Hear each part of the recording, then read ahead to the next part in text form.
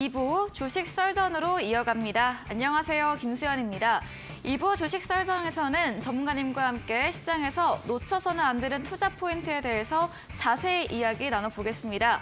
그리고 여러분의 종목 고민 해결해드리는 종목 상담 순서 기다리고 있고요. 마지막으로 전략주 AS와 오늘의 새로운 전략주 준비되어 있습니다. 종목 상담 누구나 쉽게 참여하실 수 있는데요. 문자 샵 3772번으로 오늘 함께하실 전문가 명동고래 적어서 보내시면 저희가 입장 가능한 채팅방에 링크 보내드리고요.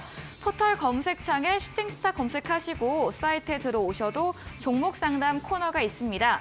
종목의 이름, 매수하신 가격, 비중 올려주시면 방송 시간 통해서 여러분들의 고민 시원하게 해결해 드리겠습니다. 또 종목 상담 선정될 경우에 저희가 커피 교환권도 함께 보내드리니까요. 여러분의 많은 참여 기다리고 있겠습니다. 네, 그럼 오늘 주식 썰전 함께할 전문가를 소개합니다.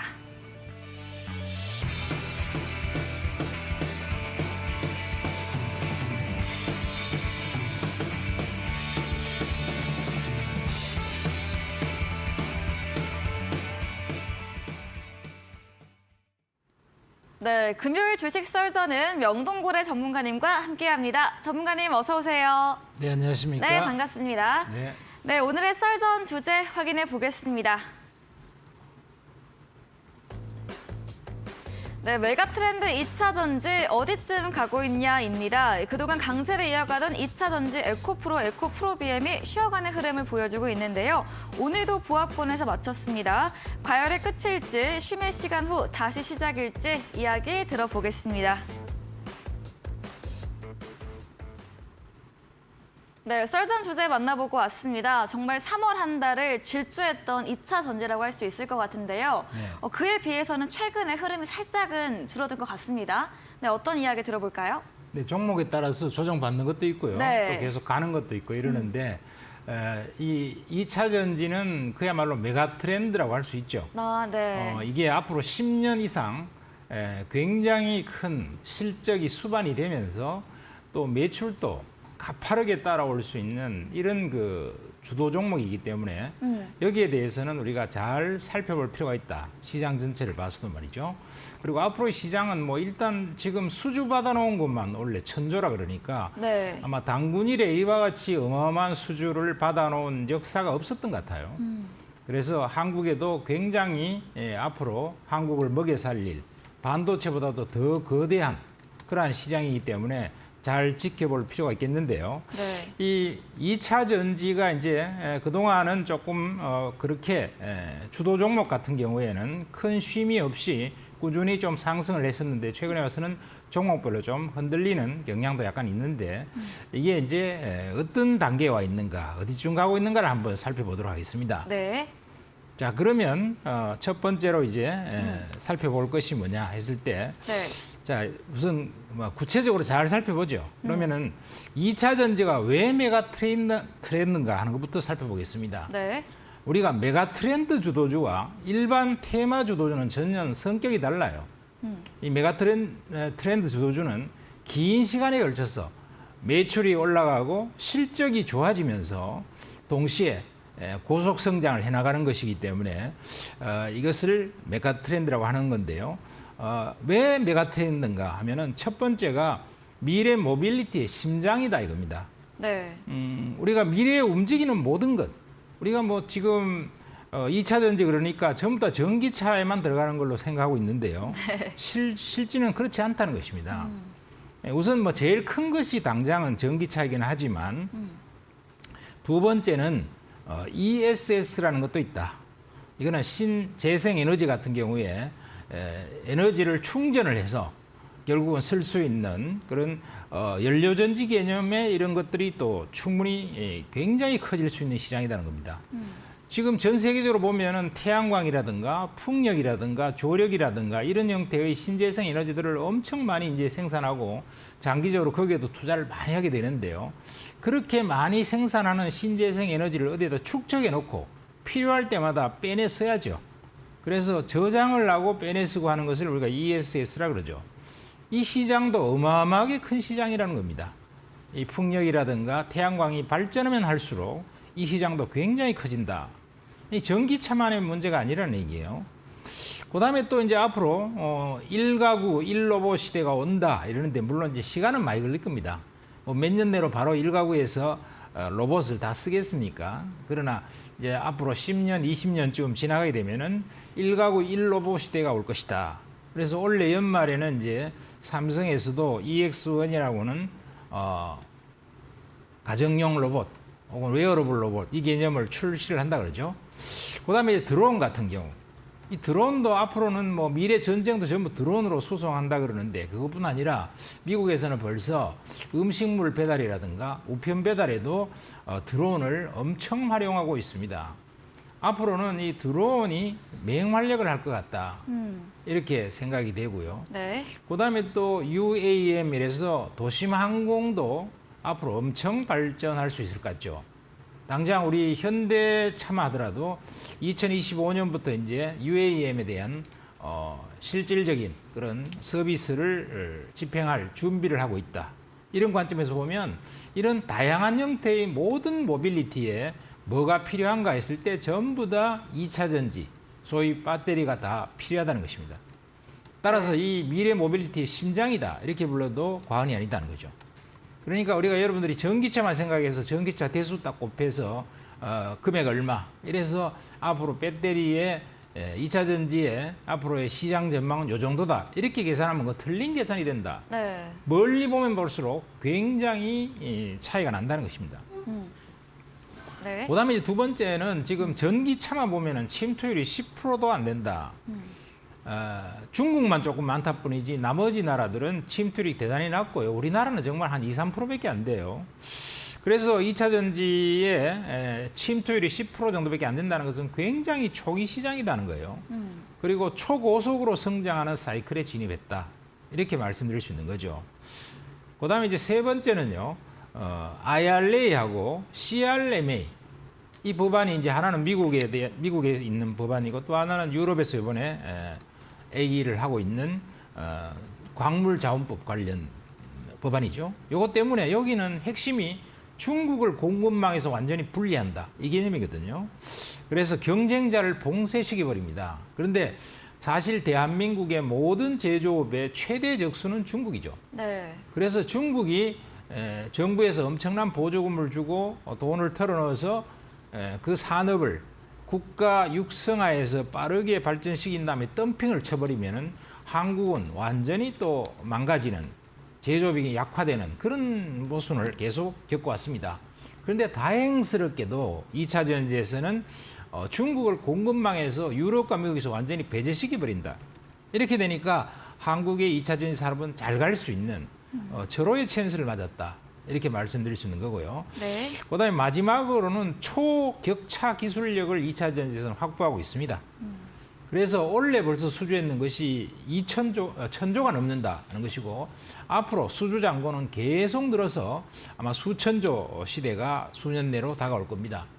그러면은 이렇게 어마어마한 수주를 받고 매출과 이익을 올리게 되는 2차 전지가 메가 트렌드일 수밖에 없다. 이렇게 네. 말씀드릴 수 있는 거죠. 네.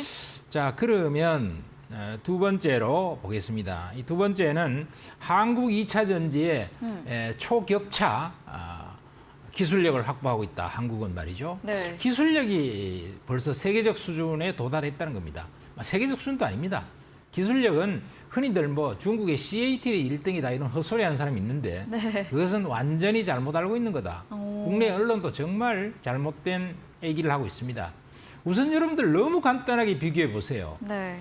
중국의 1등이라고 하는 CATL이 설립 연도가 2014년이에요. 그때부터 2차 전지가 시작됐단 말입니다. 그러면은 대한민국의 2차 전지의 시발점은 언제냐? 1992년도입니다. 오. 지금으로부터 30년 전이에요. 네. 그러면 8년밖에 안 된 애하고 30년 먹은 고수하고 붙으면 누가 이겼냐는 거예요. 물론 이제 조금 낮은 기술력도 중국 같은 경우에는 엄청나게 보조금도 주고 정부에서 육성하고 해서 중국 내에서는 빠르게 성장하겠지만 그리고 덤핑을 너무 치면은 또 싼 맛에 네. 또 중국 걸 제품을 어느 정도 쓰겠지만 그렇죠. 그러나 품질이 높은 좋은 제품이라고 하는 것은 결국은 이 고품질은 우리나라처럼 뭐 30년 전부터 2차 전지를 해온 기업만이 잘할 수 있다. 그래서 기술력에서 초격차 기술력을 우리는 확보하고 있다는 것입니다. 네. 그래서 첫 번째가 그 기술력의 핵심이 뭐냐? 첫 번째가 리튬 정제에서 세계에서 탑 기술력을 확보하고 있다는 겁니다. 네. 자, 우리가 리튬을 정제하는 기술이 굉장히 중요한데요. 중국에서도 물론 우리보다 훨씬 더 빨리 리튬 정제 사업을 해갖고 지금 사실 중국에서 전 세계 리튬의 정제를 거의 85%를 독식하고 있는 상황이에요. 그렇지만 왜 한국의 기술력이 더 높다고 하냐면 한국은 2010년 정도 전에 전웅 박사라고 하는 포스코 사업단장을 포스코에서 리튬 사업단장을 초기에 했던 사람이죠. 그런데 이 양반은 벌써 미국에서 공부를 엄청나게 많이 했어요. 공부를 엄청나게 하고 2010년도에 포스코에 들어와서 사업단장을 맡으면서 실질적으로 그냥 책상 앞에서만 연구한 게 아니고 자료로만 연구한 게 아니고 네. 실제로 남미에 뭐 그 칠레라든가 볼리비아 같은 데 가서 파일로 시스템을 만들어 놓고 그 리튬에 대한 그런 염수에서 뽑아 갖고 리튬을 정제하는 작업들을 이미 실험실에서 2010년부터 정제 사업을 시작한 거예요. 그래서 굉장히 역사도 좀 오래됐고 기술도 엄청나게 개발을 했는데 네. 그때 이제 자원 개발이 문제 있다 그래갖고 사실 포스코에서 굉장히 위대한 경영자였던 권 회장이 탈락이 되죠. 그래서 이 사업단장에서 다른 한직으로 갔다가 거기서 이제 이 사람이 네. 내가 이제 조국을 위해서 리튬 정제를 꼭 해야 되겠다 싶어서 나와서 회사를 설립하고 연구를 그동안 엄청나게 해왔습니다. 그래서 이 전웅 박사가 가지고 있는 기술이나 특허도 한 100개 정도 하고 있는데요. 이 기술이 지금 아무리 찾아봐도 전 세계에서 독보적 1등입니다.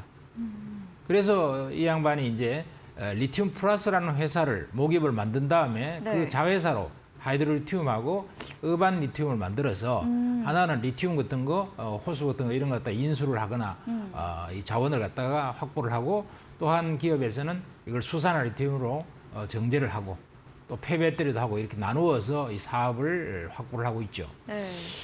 그래서 이번에 새만금에도 이제 사업 신청을 해갖고 한 5만 톤 정도 이렇게 만드는 것을 이제 허가를 받아냈습니다. 그래서 앞으로 이 사업이 잘 진행이 될 터인데 네. 어쨌든 리튬 정제에서는 세계에서 탑 기술력을 확보하고 있다. 그리고 기술이 왜 탑이냐 했을 때 지금 중국 같은 데는 역사가 더 오래됐죠. 그리고 더 많이 진짜 85%를 세계 리튬의 85%를 중국에서 만드는데 그렇지만은 이 전웅 박사도 굉장히 2010년부터 벌써 파일럿 시스템에서 이걸 만들어 봤고 그다음에 그 뒤로도 연구를 계속해서 완전히 중국은 황산을 때리 부어 갖고 완전히 환경을 완전히 식이면서 하는데 반해서 이 전웅 박사 같은 경우에는 이것을 친환경으로 환경을 오염 안 시키고 리튬을 추출하는 이런 기술을 확보하고 있다는 것입니다. 그러니까 완전히 독보적이죠. 친환경과 친환경이 아닌 굉장히 환경을 파괴시키는 그런 정제 방식은 기본적으로 다르다 하는 것이고 네. 또 두 번째는 이 기술력이 왜 독보적이냐 하면은 이 기술력 같은 경우에는 지금 염호가 굉장히 염호가 이제 나트륨, 리튬이 많이 함량돼 있는 이런 거라야만이 이제 생산성이 있다 그러는데 여기는 촉매 기술을 통해서 염도의 수준이 낮아도 이걸 갖다 잘 추출할 수 있는 그런 기술을 확보하고 있다는 거죠. 그러니까 굉장히 경제성이 좀 없다고 버려진 염호 같은 것도 다 리튬을 추출할 수 있는 그런 기술력이 있다. 이 두 가지 기술력만 가지고도 이미 독보적이다 볼 수 있는 거예요. 네. 그 기술이 한국에 있다 이겁니다. 또 한국의 기업이 가지고 있다는 거예요. 그러니까 앞으로 초격차 기술력은 계속 확보해 나갈 수 있다는 것이고 두 번째는 양극재 분야의 독보적인 세계적 기술력을 확보하고 있다. 지금 이제 에코프로비엔 같은 게 우리나라에서 캐파가 양극재 캐파 1등 회사인데요. 이 회사가 뭐냐면은 가장 빨리 이 울트라 하이 니켈 니켈 함량이 90%가 훨씬 넘는 95%, 98% 이런 고 하이니켈 이런 쪽을 제일 빨리 기술을 개발하고 아주 심층화시켰어요. 그래서 이 분야에서는 우리나라에서 어쨌든 4대 기업이 90% 이상의 하이니켈을 만드는데 이걸 만들면 좋은 것이 가격도 떨어지고 그다음에 에너지 밀도도 높아져서 멀리 갈 수 있다. 네. 이런 측면에서 굉장한 강점을 갖고 있습니다. 그걸 할 수 있는 기업이 우리나라에 4개밖에 없다 그러죠. 그래서 4대 천왕이다. 이렇게 얘기하고 있는데 그것도 이제 한 개 기업이 더 들어와서 5대 천왕이 될 것 같습니다만은 그래서 다양한 품종 뭐 온갖 파우치라든가 원형이라든가 우리 다 만들 수 있고요. 그다음에 차세대 신기술도 한국은 다 가지고 있다. 그러니까 지금 뭐 아주 리튬 프리까지, 그다음에 니켈 프리까지 뭐 이런 것들을 코발트 프리 이런 것들을 다 할 수 있는 네. 이런 기술을 한국이 다 가지고 있기 때문에 이런 독보적 기술력은 이미 차원이 좀 다르다고 볼 수 있는 거예요. 그리고 세 번째는 이 배터리 셀의 역사가 우리는 1992년부터 경험을 축적하기 시작했고 LG그룹의 구본무 회장이 시발점이었고 삼성과 LG는 폰 배터리의 경험이 이미 굉장히 오랫동안 축적이 되어 있습니다.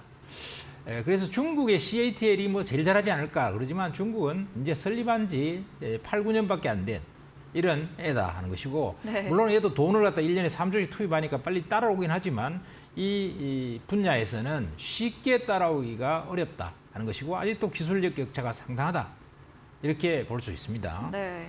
자 그러면 자 그다음으로 한국의 배터리 여기에 시장 침투율의 전망이 어떠냐 이걸 한번 살펴보겠습니다. 네. 자, 이 메모리 반도체 점유율이 우리나라가 삼성이 한 45% 되고 SK 하이닉스가 한 25% 되고 네. 마이크론이나 기타가 한 30% 되는데요. 배터리 점유율도 이 정도는 될 거다라고 일반적으로 생각해 볼 수 있어요. 그래서 네. 삼성이 한 45%니까 한국이 한 45%, 중국이 한 25%, 기타가 한 30% 이렇게 되지 않을까 이렇게 생각하는데 요건 이제 전 세계 모든 시장을 놓고 그렇게 되는 거고 네. 중국은 지금 다 제외해버리잖아요. 뭐 공급망에서도 제외되고 뭐 자유민주 세계에서도 다 제외되고 완전히 왕따를 시키려고 지금 미국이 전략을 펴고 있는데 중국만 제외한다면은 한국은 거의 60%에 가까운 시장 점유율을 확보하고 있다. 이렇게 말씀드릴 수 있겠습니다. 미국만 보면은 2027년까지는 70%를 한국이 점유한다. 그러니까 압도적인 시장 점유율인 거죠. 그래서 이 압도적인 시장 점유율 전망을 한국이 갖고 있기 때문에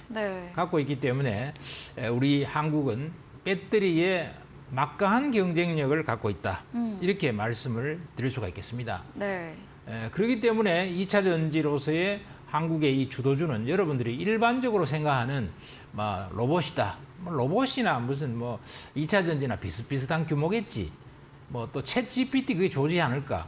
이렇게 생각해서 분석하는 거하고는 전혀 다른 개념으로 봐주셔야 된다. 이렇게 말씀을 드릴 수 있겠고 규모라든가 이런 거 측면에서도 어마어마하다는 것입니다. 여러분들 앞으로 로봇만 1가구 1로봇 시대가 왔다. 이러면 대한민국에 로봇이 천만 대 정도 갖고 있지 않겠어요? 그럼 1000만 대에 맨날 2차 전지가 로봇에도 2차 전지 배터리가 다 들어가야 돼요. 네. 그럼 그거 얼마나 많겠냐 생각해보면 엄청나죠. 네. 그 외에도 드론이라든가 이런 것도 엄청나게 들어갈 거고요. 앞으로는 배터리가 여러분 전기차보다도 장기적으로 보면 전기차 이상의 시장이 또 다른 시장이 형성될 수 있다. 이렇게 보시고 계산하시면 좋을 것 같습니다. 네. 그러면 한국의 배터리 경쟁력은 뭐가 있냐? 첫 번째가 오너 중심의 과감한 선투자를 다른 나라에서는 못 따라온다. 물론 이제 중국은 따라올 것 같지만 중국은 이제 제외돼 있으니까요. 공급망에서. 중국 별도로 왕따 시켜버리고요. 그다음에 이제 나머지 나라로 보면은요. 오너 중심의 한국처럼 5조, 10조 이런 것들을 마구 투자할 수 있는 나라가 별로 없어요. 미국이나 유럽이나 이런 데도요. 전부 오나들은 오나 경영자가 별로 없습니다. 특히 제조업 오나 경영자는 거의 없어요. 미국 같은 경우에 오나 경영자가 있긴 있는데 전부 어떤 사람들입니까? 스티브 잡스나 지금 죽었죠. 그다음에 또 빌 게이츠라든가 이런 거 빌 게이츠도 은퇴해버렸죠. 그렇지만 어쨌든 오나 경영자가 몇 명 있다 그러지만 다 빅테크입니다. 네. IT 기업만 오나 경영자지 나머지 제조업, GE라든가 GM이라든가 포드라든가 이런 데 가보면요. 전부 다 월급쟁이 대표이사예요. 그러니까 과감하게 5조, 10조, 20조 막 수십조를 털어넣어서 과감하게 선투자를 하고 한 1, 2년 내로는 이익이 안 나오거든요. 계속 적자예요. 그걸 견딜 수 있는 경영자가 누가 있겠냐 이겁니다. 그쵸. 없어요. 한국만 이걸 할 수 있다. 한국은 전부 원하죠.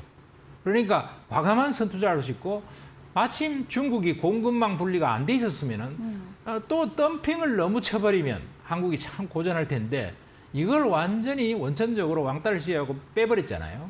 공급망이 제외돼 버렸어요. 그러니까 저가 덤핑 공세를 회피했다. 이거 굉장한 경쟁력이죠. 그다음에 30년 경험의 기술과 단단한 생태계를 한국의 2차 전지는 확보하고 있다 하는 것입니다. 네. 그래서 그러기 때문에 다르게 봐줘야 되는 것이고요. 네. 자, 그다음에 다른 테마주와 시장을 비교 분석하면 어떻게 될까? 네. 이렇게 한번 생각을 해보겠습니다. 네. 다른 테마주하고 비교하면 어떻게 될까? 먼저 2차 전지의 시장 규모는요. 2차 전지의 시장 규모는 약 1,500조 이 정도 됩니다. 2030년까지만 말합니다. 네. 그럼 2040년 되면은 뭐 1,500조 아니고 한 3,000조 되겠죠. 엄청난 시장이 될 것이고요. 자, 그다음에 인공지능 같은 경우는 여러분들이 엄청나다 세상을 바꾼다 그러지만 시장 규모가 2030년까지 한 500조 정도 될 것으로 추산이 되고 있습니다. 네. 근데 문제는 이 500조 중에서 한국이 얼마나 포지션 차지할까? 이러면 한국이 여러분들 50조 차지할 수 있을까요? 아마 간신히 차지할 동 말동일 겁니다. 네. 그냥 규모가 되게 적다 이겁니다. 네. 그래서 한국의 포지션은 500조 중에서 우리가 뭐 한 300조 차지한다 그러면 상당히 클 텐데 100조 이상 차지하기가 거의 불가능에 가깝다. 미국이 왕창 차지하고 그다음에 또 중국도 차지하고 이러니까 상대적으로 적은 것이죠. 로봇을 지금 추산하건대 한 400조 보고 있습니다. 그럼 시스템 반도체가 지금 우리가 300조를 투자해서 엄청난 대단지를 만든다 그러는데 한 600조 정도 이렇게 된다는 것이죠. 그래서 규모가 벌써 압도적으로 크죠. 그러네요. 그다음에 두 번째는 선수주를 받아놓은 게 얼마 있냐. 선수주는 앞으로 매출 일이라는 게 확정된 거니까. 네. 그게 벌써 올해만 1,000조를 받아놨어요. 네. 그럼 앞으로 1,500조, 2,000조 계속 늘어요. 그런데 다른 데는 받아놓은 데 있는가 암만 눈을 씻고 찾아봐도 받아놓은 데가 없어. 네. 이제 투자해서 뭐 해보겠다는 거거든요. 네. 그리고 기업 실적도 이미 2차 전지는 엄청난 수익이 나오기 시작하고 있습니다. 그런데 AI나 로봇이나 시스템 반도체는 당장 지금 돈 버는 건 아니다는 거죠. 전부 선투자를 해야 되는 거예요. 그래서 다른 테마주와는 이런 형태의 특징적 차이가 있다. 이렇게 말씀드릴 수 있겠습니다. 네. 자, 그러면 네. 2차 전지는 지금 결론을 내서 그쵸. 과열인가 지금 더 갈 것인가 아니면 더 안 꺾일 그럴까 것인가. 이제 좀 쉬어야 되나 네. 꺾일 건가 했는데 네. 첫 번째 말씀을 드리면은 네. 물론 단기적으로는 좀 과열됐어요. 네. 그렇지만 장기적으로 봤을 때 이제 초입이에요. 아. 그리고 막대한 실적이 수반이 되면서 또 네. 수주 잔고가 계속 늘어요. 그래서 연도별로 계속 매출액과 실적이 상승하고 있습니다. 그러면 조정이 어떻게 될까? 조정이 큰 폭의 폭락은 없다는 것입니다. 약간 숨고르기 조정 정도. 네. 그런 정도이기 때문에 그것은 얼마든지 장기 투자했을 때는 계속 보유를 하면서 투자하셔도 되고 그다음에 단기 투자를 한다 그래도 그걸 샀다 팔았다 이렇게 자주 해갖고는 안 돼요. 그러면은 놓치기 쉽다. 이렇게 볼 수 있겠고요. 보유를 해서 잘 저가에 샀다면은 버티는 전략이 오히려 맞다. 이렇게 생각이 됩니다. 네. 그리고 두 번째는 그러면 그 뭘 갖고 그렇게 확정 지을 수 있느냐. 두 번째는요. 첫 번째가 1분기에 미국 시장의 성장이 100%가 넘었어요. 1분기 지금. 1월, 2월, 3월이 미국에서 전기차 팔는 게 벌써 전년 대비해서 100%가 넘었다 이겁니다. 그리고 유럽도 그래요. 그러니까 굉장히 뭐 지금 전기차 시장이 약화되지 않을까. 경기가 안 좋으면. 네. 그거 그렇지 않습니다. 이미 100% 성장하고 있다는 걸 수치로 보여주고 있다는 거죠. 그래서 조정은 굉장히 일시적인 조정이고 그 이후에 다시 재상승 흐름으로 들어간다는 것이고 따라서 실적이 성장돼 있는데 좀 쉬었던 주식들 좋은 것들은 사는 것이 맞다. 관심을 가져줘야 된다. 이렇게 말씀드릴 수 있겠고 또 이제부터 이제 막 실적 좋아지는 그런 먼저 좋아진 거 있고 좀 이제부터 좋아지는 게 있는데 그 순환에 따라서 아직 반영이 덜 됐는데 실적이 고성장되는 종목 같은 경우는 우리가 투자를 해줘야 된다. 이렇게 말씀드리겠습니다. 네, 2차 전지 왜 메가 트렌드인가? 전기차나 ESS, 신재생 에너지, 또 로봇과 드론, 도심, 항공 등 모든 미래 성장에 필요한 부분으로 앞으로의 수주 잔고 계속 증가할 것으로 전망 주셨습니다. 또 한국 2차 전지 초격차 기술력 확보로 리튬 정제나 양극재 분야의 독보적 기술력 설명드려봤고요. 다른 테마주와도 비교 분석해드렸는데요. 2차 전지 앞으로의 전망을 좀 정리해보면 단기로는 과열이나 장기로는 여전히 초입 구간으로 조정도 큰 폭의 폭락이 아닌 숨고르기 조정으로 정리해 주셨습니다. 오늘 강의 진행해 주신 명동고래 전문가님에게 보다 더 자세한 정보, 많은 전략을 듣고 싶으시면 문자 샵 3772번으로 명동고래 적어서 보내시면 저희가 입장 가능한 오픈 채팅방 링크 보내드리고요. 화면 하단에 QR코드 보이시죠? 휴대폰 카메라 대주시면 입장 가능합니다. 그리고 저희 방송 이후입니다. 오늘 9시부터 명동고래 전문가님께서 무료 온라인 공개 방송도 예정 중에 계십니다. 공개 방송에서는 어떤 주제로 이야기해 주실까요? 예, 이번 주제에서는요. 네.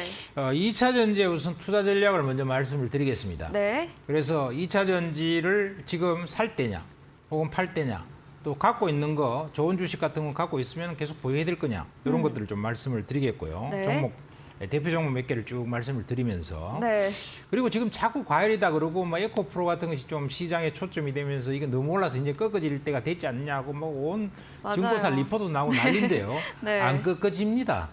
그리고 얼마 정도가 가는 것이 적정한가. 지금 뭐냐면 증거사 리포트를 보니까 네. 목표치가 나와 있는데 전부 다 터무니없다는 생각이 들더라고요. 네. 그래서 목표치가 얼마쯤 갈 수 있는가를 갖다가 계산을 해드리겠습니다. 오. 올해 중에 네. 올해 중에 목표치가 어느 정도 가는 것이 적정한가. 네. 이걸 제가 말씀을 드리면서 대표적인 이런 양극재 회사나 광물 자원 회사들의 투자 전략에 대해서 말씀을 드리겠고요. 그다음에는 이제 로봇이나 인공지능이나 반도체 대표 종목들 몇 개를 찍어서 보면서 지금 이제 추세가 어떻게 되는지, 그다음에 매매 전략을 어떻게 펼쳐야 될지 이걸 말씀을 드리겠습니다. 네, 잠시 후 9시 무료 온라인 공개 방송에서는 2차 전지 투자 전략으로 매도와 매수 시점 알려주시고요. 대표 종목들도 제시해드린다고 합니다. 또 올해 2차 전지 대표주였던 이 종목들의 앞으로의 목표가도 어떻게 예상하는지도 알 수 있습니다. 포털 검색창에 슈팅스타 검색하시고요. 사이트에 들어오시면 명동고래 전문가님 사진 바로 아래 방송 입장 가능한 버튼이 있습니다. 클릭하시고 9시부터 함께 보시기 바랍니다. 저희가 준비한 이벤트도 있습니다. 마지막 코너 도전 상한가에서 전략주에 대한 힌트를 알려드리고 있는데요. 힌트 듣고 정답 아시는 분들도 9시 무료 온라인 공개 방송 들어오셔서 정답을 남겨주시면 커피 교환권도 함께 보내드리겠습니다. 네, 오늘 쌀전 주제 정리해보고 돌아오겠습니다.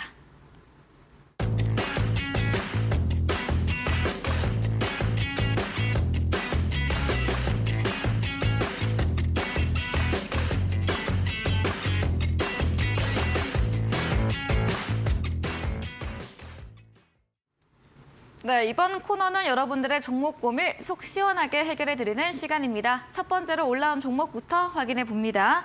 종목의 이름은 로지시스입니다. CBDC 관련 종목이죠. 매수하신 가격은 7,500원으로 작년 한 3월 정도 가격 같고요. 오늘은 2% 넘게 내리면서 4,310원으로 거래 마무리 지었습니다. 이 로지시스 또 어떤 전략 필요할까요? 좀 손실 구간이 크신데. 네. 이분께서는 너무 높게 사셨죠, 그죠? 네. 꼭지에 딱 찍어 샀습니다. 참 이거 고점에 찍어 사는 것도 참 도사 같은 실력이 있는 건데요. 네. 어쨌든 간에 좀 상당히 조금 손실이 조금 크실 것 같은데 네. 일단 바닥권에서 더 빠지지는 않을 것 같아요. 적자가 난 기업도 아니기 때문에. 네. 그런데 이제 이게 얼마나 오를까 하는 상당히 의문사항이라는 건데 어쨌든 뭐 이 회사의 가장 강력한 재료는 디지털 화폐 관련주다. 이래서 이 한국은행의 그 디지털 화폐 추진, 요 입법을 지금 민주당에서 추진하고 있기 때문에 요 재료빨밖에 바라볼 게 없어요. 실적도 안 좋고 뭐 네. 이러기 때문에요. 그러면은 뭐 그런 경우에는 우리가 목표치를 높게 잡으면 안 되죠. 옛날에 고점, 최고점 가격, 매수한 가격 7,500원을 기대하시면 안 됩니다, 기본적으로. 네. 왜냐하면 그때는 기업의 실적이 비교적 괜찮을 때였기 때문에 지금은 실적이 안 좋아졌거든요. 그리고 앞으로도 좋아질 가능성이 많지가 않아요. 그럼 제가 봤을 때는 약간 좀 올라서 지금 4,300원인데 4,800원 정도의 저항선이 너무 크네요. 그러면 뭐 이 정도 반등이야 주지 않을까 싶은데 그런 반등을 이용해서 팔고 나오는 게 좋겠다 이런 생각이 듭니다. 4,800원 정도 선에서 살짝 네네. 반등해서. 그렇죠. 네, 로지시스 지금 바닥 저점으로 더 내려가지는 않을 것으로 봐주셨고 좀 실적이 좋지 않고 재료 모멘텀 없이는 움직이기 힘들기에 소폭의 반등에서 정리해보는 쪽으로 의견을 주셨습니다. 다음 종목입니다. 종목의 이름은 SFA 반도체입니다. 매수하신 가격은 4,700원이시고요. 이분께서는 지금 수익 구간이신데 언제 매도하면 좋을지 여쭤보시는 것 같아요. 어떻게 보면 좋을까요? 이분은 뭐 매수를 잘하셨네요. 잘하셨는데 이게 이제 시스템 반도체도 연계되고 이래서 괜찮은데요. 네. 다만 뭐 실적이 굉장히 좋아진 건 아닙니다. 실적은 원래 작년 같은 경우에 4분기, 3분기, 4분기가 굉장히 안 좋았거든요. 그래서 그 영향을 받고는 있는데 문제가 이제 지금 이제 반도체가 300조 정도 투자를 한다 이러고 세계 최대의 시스템 반도체 단지도 만들고 해서 호재를 타고 있기 때문에 주가가 지금 그동안에 강하게 왔는데 일단 거의 다 시세가 올라갈 만큼 거의 다 왔다 이렇게 생각이 듭니다. 일단 지금 5,600원 빠졌습니다만은 여기서 만일에 반등을 한 번 더 줘서 세게 붙으면은요 한 6,000원대에서 한 네. 7,000원 사이 여기 정도면은 거의 이제 상투를 치지 않을까 싶습니다. 그래서 추가 상승 여력은 남아 있을 수도 있다. 왜냐하면 호재가 워낙 강하기 때문에 네. 지금 삼성전자도 좀 외국인도 사고 하니까 대장주가 좀 가주니까 이것도 좀 더 추가 상승 여력이 있는 것 같은데 조금 더 움직이면은 정리하고 나오면 좋을 것 같습니다. 이미 수익 구간이기 때문에요. 네. 한 6,000원 언저리, 6,000원에서 뭐 잘 가면은 7,000원인데 7,000원은 굉장히 철벽 같은 저항선이다 이런 생각이 드네요. 네. 네, SFA 반도체는 최근 반도체 훈풍으로 호재타며 주가가 강하게 올라왔습니다. 다만 시세가 거의 고점으로 예상해 주셨고 추가 상승이 나올 경우에 6,000원 이상에서 수익 실현해보는 쪽으로 의견 주셨습니다. 네, 오늘 종목 상담은 여기까지 진행해 보겠습니다. 더 원하시는 분들은 문자 샵 3772번으로 명동고래 적어서 보내시면 저희가 입장 가능한 채팅방에 링크 보내드리고요. 포털 검색창에 슈팅스타 검색하시고 사이트에 들어오셔도 종목 상담 코너가 있습니다. 종목의 이름, 매수하신 가격, 비중 올려주시면 방송 시간 통해서 고민들 해결해 드리겠습니다. 저희는 포트폴리오 AS 시간으로 돌아옵니다.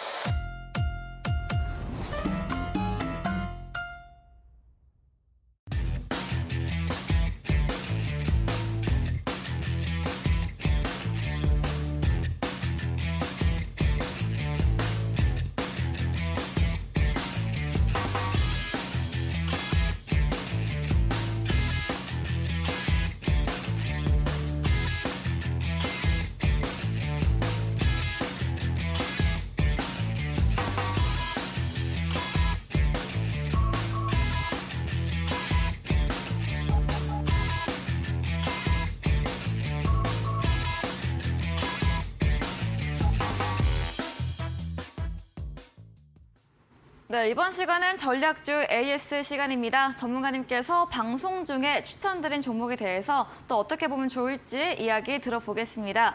제가 먼저 방송을 준비하면서 봤는데 전문가님의 전략주가 오늘 모두 다 종가 기준으로 한 종목도 빠짐없이 수익권이더라고요. 한번 네. 이 부분 먼저 말씀드리고 AS 들어가 보겠습니다. 네. 첫 번째 종목입니다. 2월 13일에 매수했던 KPF입니다. 사업 가치가 아닌 지분 가치로 올라가온 종목이어서 7,500원 정도 수익 실현 의견 주셨는데요. 지난주 금요일에 화수목 올라왔고 오늘 6,700원까지 밀렸지만 여전히 수익권이 있긴 합니다. KPF도 기존 전략과 동일하실까요?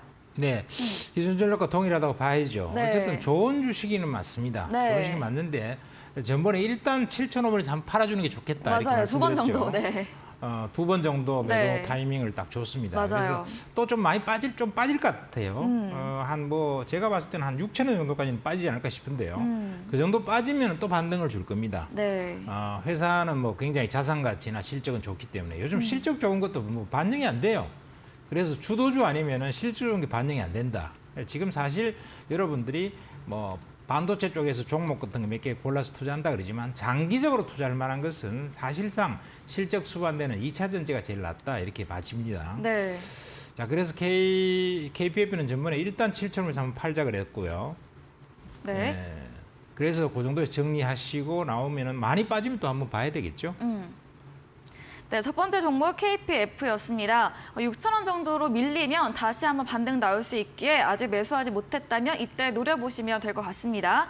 다음 종목입니다. 2월 6일에 매수했던 에코프로 HN 2차 전지 탄소 배출 친환경으로 장기 투자 관점으로도 좋다고 이야기 주셨고요. 수익률이 70%, 73% 육박한 종목입니다. 지난주 금요일에 조정받고 이후부터 조정받고 있다가 오늘 장중에 7% 상승했는데요.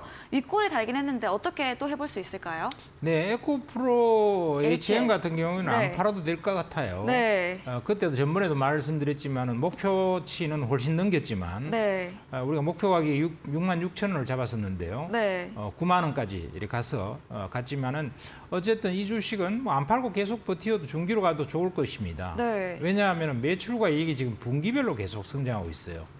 그리고 탄소 배출권이라든가 뭐 이런 이 앞으로 성장할 수 있는 환경 사업뿐 아니라 또 이제 에코프로 그룹이기 때문에 2차 전지 관련 소재 산업도 진출할 것 같아요. 그래서 여기저기 다 걸리고 있고 또 낙폭도 과대된 상태이기 때문에 이 주식 같은 경우에는 굳이 매도할 필요는 없다. 또 지금 마침 여기 보면은 60일선 해서 이동평균선 21선이죠. 21선을 딱 부닥쳐가고 양봉이 나왔는데요. 네. 또 반등 나올 때 됐습니다. 그리고 장기적으로 실적이 빠르게 지금 상승하고 있기 때문에 이런 것들은 팔 필요가 없죠. 네. 좀 중기적으로 가져가셔도 좋을 것 같다 이런 생각이 듭니다. 네, 역시 지난주와 마찬가지로 에코프로 HN 매출이익과 분기별로 상장세가 나오는 만큼 중장기적 관점으로도 홀딩으로 의견 주셨습니다. 다음 종목입니다. 2월 20일에 매수했던 엠플러스 2차 전지 파우치 관련 주인데요. 제가 기억이 나는 게 전문가님께 지난주에 답답하다 네. 하셨는데 수요일에 상승세 상한가 어제 마감을 했을 때 목요일 날. 그런데 오늘은 또 22% 빠지고 이 반등을 조금 줄 때 정리해보자 의견 주셨잖아요. 예. 네, 그럼 목요일 날 상한가 나왔을 때 수익 실현 쪽으로 의견 주셨을까요? 뭐 상한가 한번 치면 일단은 팔아주는 게 그쵸? 좋죠. 네. 좀 답답하니까. 그런데 네. 만일에 그 상한가에 어제 안 팔고 오늘 뭐 조금 10% 밀려서 기분이 12% 밀려서 기분이 찝찝하다 그러면 갖고 가셔도 돼요. 왜냐하면 그때도 말씀드렸지만은 네. 기본적으로 회사가 성장을 못하는 게 아니고 이게 이제 파우치형을 이렇게 하다 보니까 장비를 좀 하다 보니까 이게 조금 실적이 늦게 잡힌다고요. 그러나 원래 하반기부터도 실적이 잘 잡히거든요. 그러니까 버티시면은 제가 봤을 때 이런 건 틀림없이 한 2만 원 정도는 갖다 놓을 것 같습니다. 결국은. 그러니까 네. 이런 것들은 걱정하지 마시고 보유 전략으로 가져가시면 된다 이런 거고 요즘 뭐 웬만한 것들은 상한가 한번 땡기니까 꼭 빠지더라고요. 네. 그래서 그런 특성을 갖고 있기 때문에 오늘 빠진 거고 또 시간 지나면 다시 올라갈 거라고 생각되고요. 엠플러스 같은 경우는 재료도 조금 나오고 있어요. 그래서 이것저것 재료도 좀 나오고 이번에 뭐 빌 게이츠하고 연관된 재료도 나오더라고요. 그렇다면은 뭐 이런 주식 같은 경우는 또 버티면 되지 않을까 싶고 네. 앞으로는 실적이 좋아지고 성장하는 것은 틀림없습니다. 틀림없고 작년 4분기도 흑자 전환했고요. 그러니까 중기적으로 보유하셔도 된다 이렇게 말씀드리겠고요. 네. 뭐 조금 길게 가보실 분들은 한 18,000원 이 정도까지는 보셔도 될 것 같습니다. 네. 네. 네, 엠플러스 걱정할 필요 없이 좀 하반기까지 길게 가져가실 경우에 18,000원, 2만 원 선까지 도달 가능할 것을 말해주셨고요. 재료도 나오는 중으로 이야기 덧붙여 주셨습니다. 다음 종목입니다. 2월 27일에 매수했던 DI 동일입니다.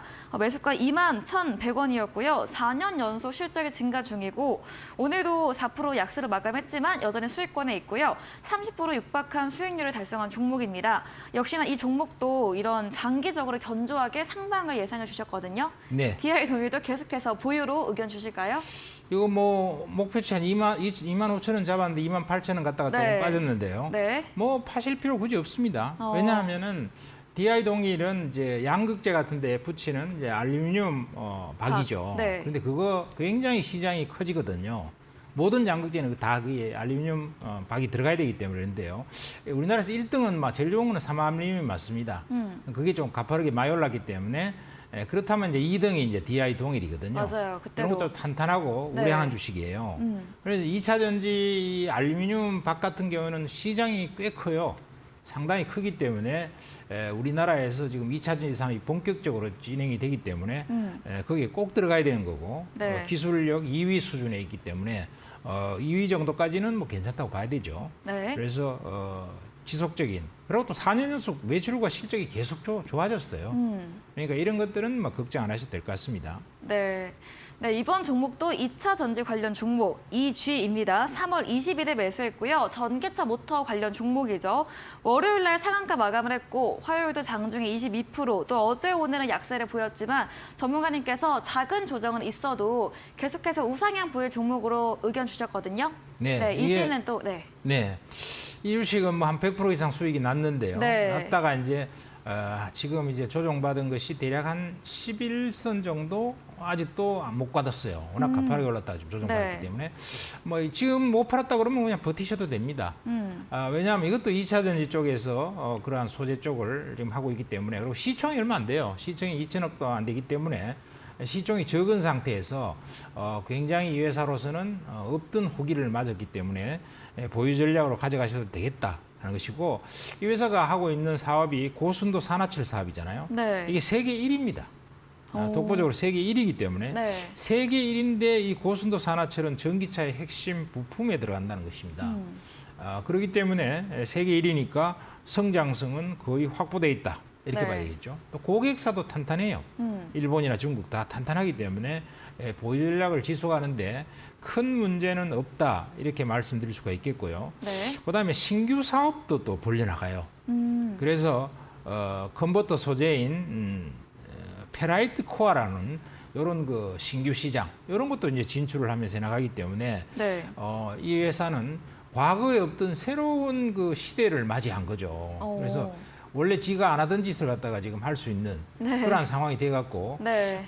이제 신고를 뚫어놓고 그다음에 이제 눌림목 조정이 나왔는데 네. 보통 이제 시세가 세게 뻗었을 때 1차 조정은 참는 게 좋아요. 이제 역사적으로 이 회사가 뭔가 대변신을 시도한다 그러면은 네. 1차세를 낸 다음에 그러면 당연히 조정이 좀 오죠. 네. 특히 중소형제 같은 경우는 조정이 조금 가파르게 올 수도 있고 이런데 거기서 눌림목 조정을 받아갖고 시세가 다시 나는 경향이 있다는 겁니다. 성장이 계속 한다면.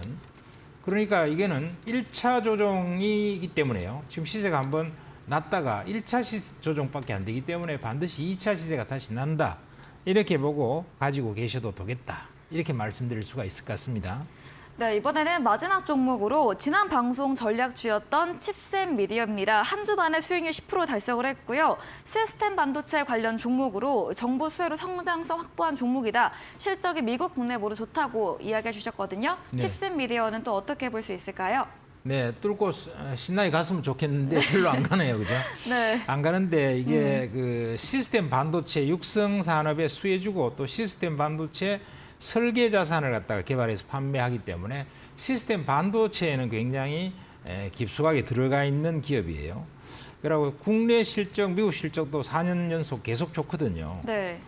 그리고 이제 저예상도를 고예상도로 바꿔주는 그런 슈퍼 레볼루션에 대한 매출이 본격적으로 시작되기 때문에 이 회사의 성장성 측면에서는 보유를 해도 충분할 것 같은데 네. 역시 지금은 오늘 보니까 뭐 시스템 반도체 기업들도 웬만한 것들 네. 조정 많이 받았더라고요. 네. 그리고 로봇도 조정받고 하니까 전체적인 테마주 조정에서 이게 좀 약한데 그러나 이 회사는 실적이 계속 수반이 되고 시스템 반도체 또 육성 수혜주기 때문에 약간의 조정 같은 이 조정이 크게 나오지는 않을 것 같아요. 약간의 조정 한번 참아보겠다 이렇게 말씀을 드리겠습니다. 네, 칩셋 미디어 성장성 측면 비추어 볼 때 보유로 조정은 크지 않을 것이다 말씀해 주셨습니다. AS 진행해 주신 명동고래 전문가님에게 방송 이후에도 보다 더 자세한 전략들을 듣고 싶으시면 문자 샵 3772번으로 명동고래 적어서 보내시면 저희가 입장 가능한 채팅방의 링크 보내드리겠습니다. 다음 코너 도전 상한가에서 전략주에 대한 힌트를 알려드리고 있습니다. 힌트 듣고 정답 아시는 분들 9시 명동고래 전문가님의 무료 온라인 공개 방송 들어오셔서 채팅창에 남겨주시기 바랍니다. 저희가 커피 교환권 함께 보내드리겠습니다. 마지막 코너 도전 상한가로 돌아오겠습니다.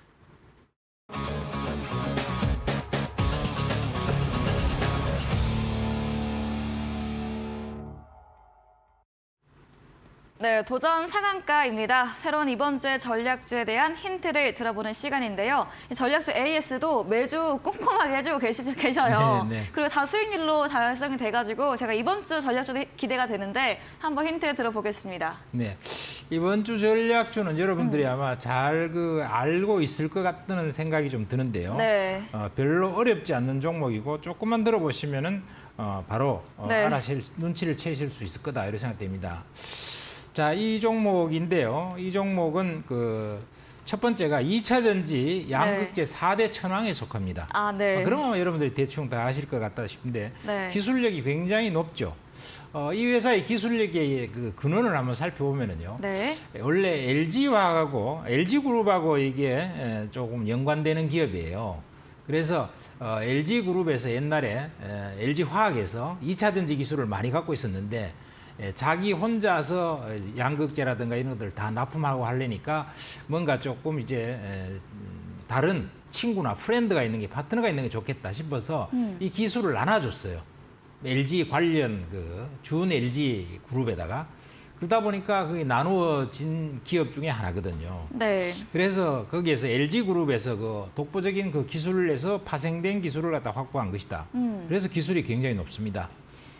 그리고 이제 이 회사 같은 경우에는 가장 큰 강점, 지금 이제 조금 올라갔어요. 조금 올라갔는데도 사야 되는 이유가 뭐냐? 이러면은 사야 되는 이유가 긴 박스를 이제 막 돌파를 해서 돌파 갭이 나오면서 이제 역사적으로 새로운 성장 국면으로 진입하는 상태거든요. 그런데 이게 왜 사야 되느냐 했을 때 그 모멘텀 중에서 가장 큰 것이 네. 신규 고객을 대대적으로 확충하기 시작했다는 것입니다. 기존까지는 이 회사가 LG 엔솔에다가 주로 납품했어요, 양극재를. 그러니까 LG 엔솔 쪽에 어느 정도 납품했냐 하면은 약 76%를 납품했어요. 그러니까 거의 LG 엔솔에 묶여 있었어요. 그리고 테슬라에 조금 납품했어요. 그런데 LG 엔솔 76%를 2025년까지 이것을 비중을 50%로 확 떨어뜨립니다. 그리고 다른 그룹한테도 이제 많이 이제 팔겠다는 거예요. 그러니까 고객 다변화가 굉장히 강하게 추진을 하고 있다. 이렇게 말씀드릴 수 있겠고, 이번에 테슬라 같은 경우도 이제 계약을 제대로 할까 말까 이걸 이제 걱정을 많이 했었는데 3조 8천억짜리 대규모 계약을 체결했어요. 그러면 앞으로 이제 잘 할 수 있겠다 하는 것이고, 그 다음에 신규 고객을 여러 개를 벌려서 확보하겠다는 것입니다. 그래서 폭스바겐이라든가 포드 같은데 LFP 이걸 갖다가 이제 양산을 하면서 거기에 직납하는 체제로 가겠다. 그거 한 30% 하겠다 하는 것이고, 신규 고객사로 또 파나소닉이 들어올 것 같습니다. 네. 물론 최종 고객은 테슬라가 되겠지만, 그래서 이런 부분들이 다 있기 때문에 신규 고객 확보에 대한 강한 그게 이점이 있다 하는 것이고, 그다음에 기술력이 아주 강하고, 네. 그다음에 상대적으로 못 올랐다. 가장 큰 것이. 다른 것들 뭐 지금 네. 에코프로 이런 것들 에코프로 엄청 그냥, 올랐는데 이게 네. 별로 안 올랐어요. 네. 그런 측면에서 지금부터 상승력이 충분히 있겠다. 이렇게 말씀드리겠습니다. 네, 2차 전지 양극재 4대 천왕 중에서 상대적으로 덜 오른 종목입니다.